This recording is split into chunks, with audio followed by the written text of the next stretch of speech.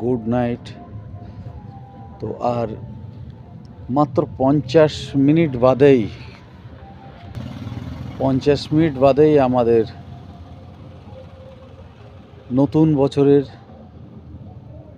যে 2026-এর শুভেচ্ছা রইল সকলের জন্যে ও ভালোবাসা রইল। তো হ্যাপি নিউ ইয়ার।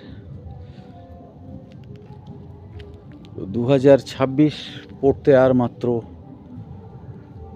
50 মিনিট মতো বাকি আছে। তো সকলকে জানাই অভিনন্দন বা শুভেচ্ছা। Good night. সকলে ভালো থাকুন, সুস্থ থাকুন। 2026 প্রত্যেকের জীবন সুখ ছন্দে ভরে উঠুক, এটা কামনা করি।